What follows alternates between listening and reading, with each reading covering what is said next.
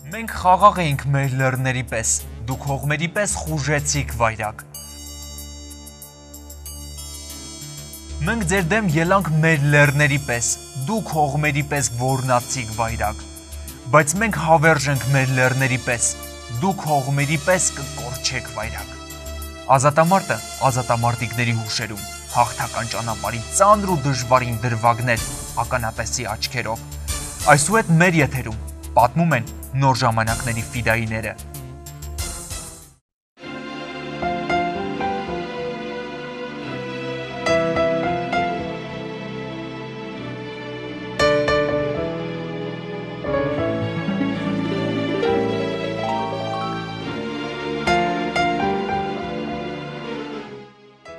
Պապաս Վանեցի էր, Կործոտ գյուղից։ Մեր փողոցն էլ ահագին վանեցիներ էին ապրում։ Դե ժամանակ հեռուստացույց չկար, բան չկար, հավաքվում էր, հիմնականում Անդրանիկից են էր խոսում, Սերոփից, Սմբաթից։ Դե մենք լսում էինք այդ ամբողջ ամեն ինչը ման, ոնց որ ասած կամաց նստվածք էր տալի, այս ամբողջ ինչ որ կատարվել էր մեր ազգի հետ, մեր գյուղերի հետ։ Սենց հենց սկզբից ոնց որ կասես, թե հայրենասիրական ոգով, սենց դաստիարակում էինք։ Երբ որ սկսվեց, ես Երևանում էի պատահական, ճիշտն ասած, մինչև ես տեղյակ չէի, եկել լսեցի Արցախ միացում, մեկ էլ սենց ժողովուրդ քայլում էր։ Անմիջապես ես էլ միացա ու մինչև շարժվեցին հրապարակ, ընդեղից օպերա, և ստեղից սկսվեց միայն մեկ բան, որ մեր ազգը այսքան առհավիկ, այսքան դաժան օրեր, պատմություններ, այսքան տեսած մի ազգ, մտածում է, որ անպայման մեկ մարդու պես պետք է պայքարեն ու պայքարեն պետք է հաղթենք, անպայման պետք է հաղթենք։ Եվ շարունակվեց արդեն այս ցույցերը, միտք առաջացավ ջոկատներ կազմավորելու։ Սկզբնական հիշում եմ, ահագին վախի մեջ էին ճիշտ ասած, այս սովետական այս կարգերի այս ազդեցությունը մեր վրայից չէր անց։ Եվ սկսեց առաջ քայլեն, սկսեցինք կողքի, այսինքն մի գաղափարի մարդիկ տղաներ հավաքվել, ջոկատ կազմավորել։ Սկզբնական քայլերը սկսվեց Երասխից, ճիշտ ասած, Երասխից։ Դրանց հետո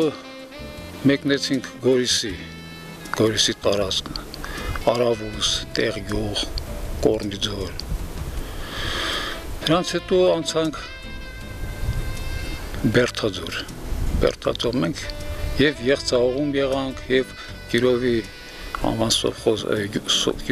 գյուղեր։ Բոլոր տեղն էլ պայքարը թեժ էր, որ մասում, որ մենք ուղղաթիռը, որ վայրեջ կատարեց, 4 գյուղեր, 4 գյուղներ շրջապատման մեջ էր, մենք հենց իջանք շրջապատված գյուղերի մեջ։ Դրանց հետո մեզ ռուսական բանակը, կարելի ասել, ոնց որ տուփիկի մեջ առնելով մեզ ստիպողական հանեցին, ներկայացնելով, որ պաշտպանությունը և ապահովությունը իրանք վերցնում են իրաց վրա, մեզ հանեցին Շուշիով դեպի Ստեփանակերտ։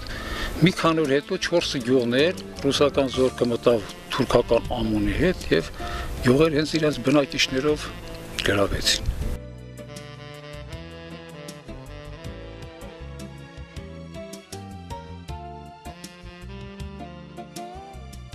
Այս ժամանակի հավաքված տղաները, կասես թե բոլորը միատեսակ են մտածում, նույն հոգեբանությունն էր։ Ոչ մի մետր նահանջի, ուրեմն խոսակցություն չպետք է լինի, տրամադրություն չպետք է լինի։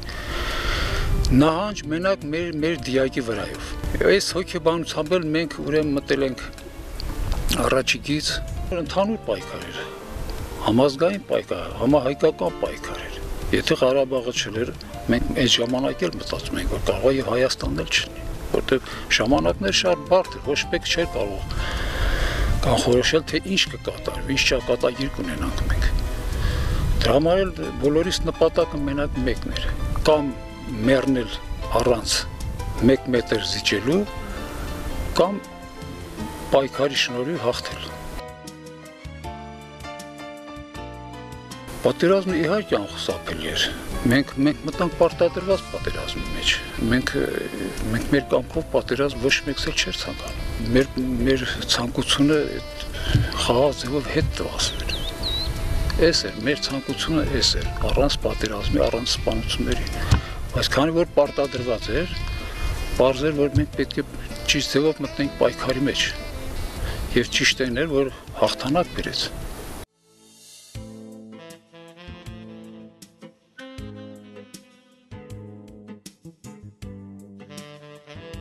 92 թվականի երբ որ հունվարի 26-ին Քարինտակում ճակատամարտ տեղ ունեցավ, մենք պետք է մեկնենք հենց Քարինտակ, մեկնենք Քարինտակ, որտեղ Քարինտակը այդ ժամանակ մեր մտածելով եւ փաստորեն պարզվեց, որ բոլորի մտածելով շատ կարեւոր կետերից մեկն էր։ Քարինտակով էր ինչ-որտեղ պայմանավորված մնացած հաջողությունների ելք։ Եվ ամբողջ մեր ինչ ասեմ, մեր պայքարի ջիղը, տրամադրությունը, հոգեբանական այս կարևոր պահը, որ մենք պետք է դիմանանք ու պետք է հաղթենք։ Եթե այս կետը թուլանար, Շուշին ընկնելու էր ահավոր բարդ վիճակի մեջ։ Ու մենք մնացինք, փետրվարից մինչև հաղթանակի օրը մենք մնացինք եւ չզիջեցինք, չնայած շատ բարդ իրավիճակներ կատարվեց։ Ժողովուրդը ուտելու հաս չուներ։ Մեր տրամադրությունը մեկն էր, ինչքան էլ նեղել, ինչքան էլ սրվի վիճակ մենք պետք է պահենք, որտեղ մենք ամենայն դեպս այդ ձև ենք մտածում, այդ ձև ենք զգում։ Հիշում եմ, մի օր ընդհանրապես ուտելու բան չկա, բայց մի կտոր միս կար, դա էլ փչացած էր։ Տղաները 4 անգամ եռացրին ջուրը թափին, նոր որ յանը դրանից մենք օգտվենք, բայց ճիշտ ասած ես չգիտեմ։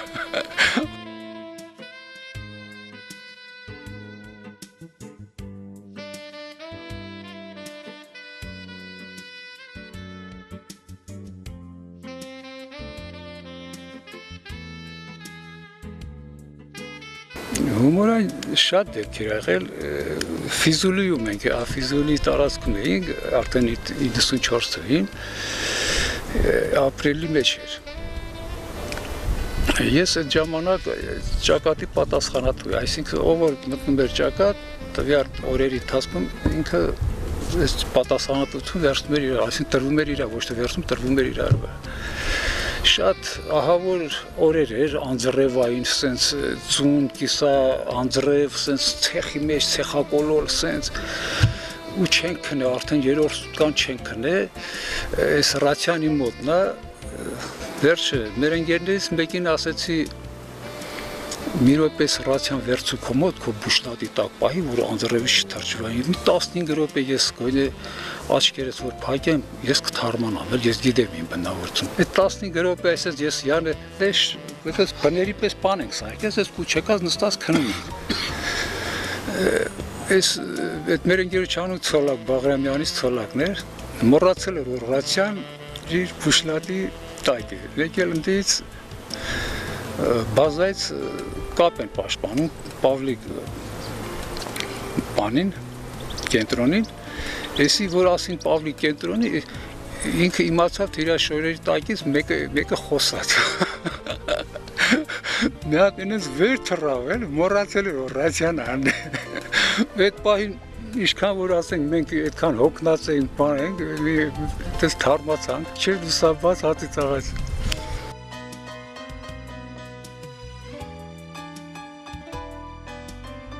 Մեր ընկերներից մեկը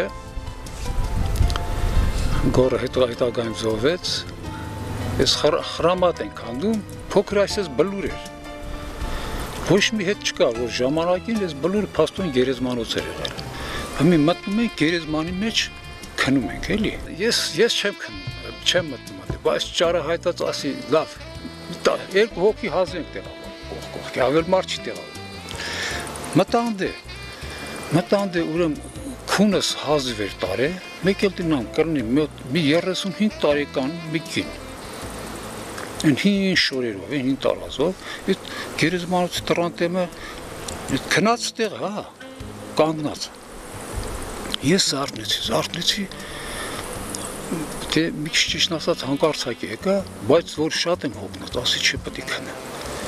Նորից աչքերս փակեցի, հենց քունս տարավ, նորից նույն կինը եկավ, նորից նույն տեղը կա, այնպես խոժոր հայացքով, խիստ հայացքով նայում էր։ դուրս եկա ասի ես էլ ստե չեմ քնի։ Երտղաներին չպատվեց որ ասենք իրանք վախ իրանք քնում են, հաջիկով քնում են, բայց ես չկարացա քնել, ես էլ դուրս եկա։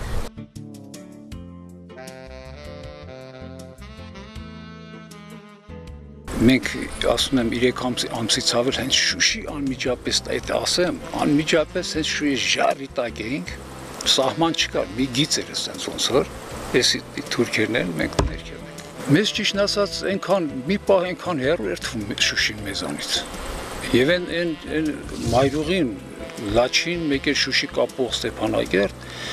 ընդամենը որ մի 700 մետր հազիվ հեռուն էինք, 700 մետր, մեզ թվում էր ես իմ քանի սարի այն կողմ ավելի շատ հեռու է։ Ու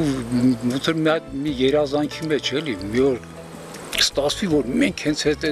ասֆալտի վրա մենք կանգնածել ենք։ Ու այդ պահը որ եկավ ես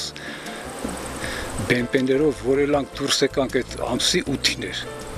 Մայիսի 8-ին էր որ արդեն ասֆալտի վրա իջանք ու կայանք ասֆալտի վրա։ Չնայած ընկանք այդ պահին մենք շրջապատման մեջ թուրքերը փաստորեն լրիվ չէին նահանջել, սաղ այդ սարերում ծորերում էին, մենք պաշարեցին բեմպեները,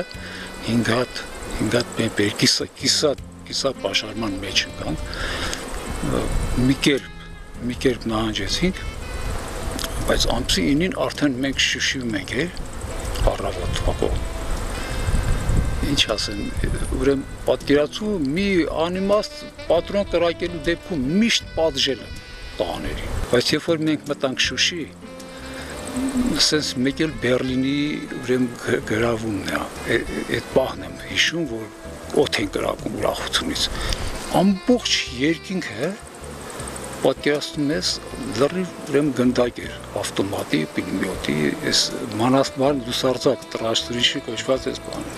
Խաչաձև այս ամբողջ վերևը, ամբողջ ինչքան պատրոն ունեին, մինչև վերջի պատրոն ուրեմն կրակեցին։ Պատերազմը ապրելու իրավունք տվեց, հայ մնալու, մարդ մնալու իրավունք տվեց, իր երկիրը սիրելու, գնահատելու իրավունք տվեց։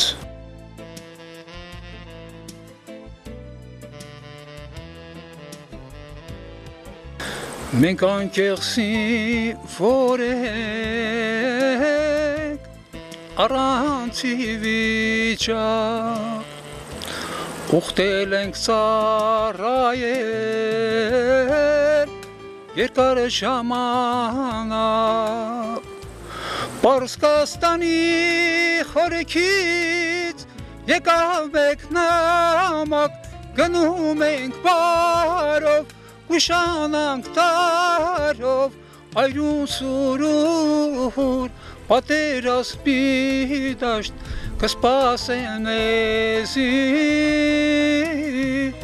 այրուն սուրուր, պատերազմի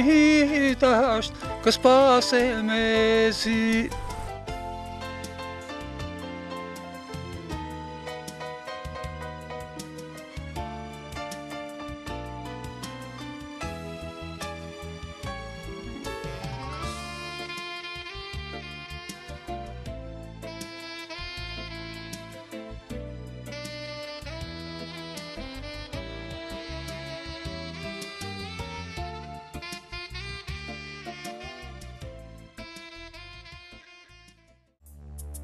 Մենք խաղաղ էինք մեր լեռների պես, դուք հողմերի պես խուժեցիք վայրակ։ Մենք ձեր դեմ ելանք մեր լեռների պես, դուք հողմերի պես ոռնացիք վայրակ։ Բայց մենք հավերժ ենք մեր լեռների պես, դուք հողմերի պես կկորչեք վայրակ։ Ազատամարտը ազատամարտիկների հուշերում, հաղթական ճանապարհի ծանր ու դժվարին դրվագներ ականատեսի աչքերով։ Այսուհետ մեր եթերում պատմում են նոր ժամանակների ֆիդայիները։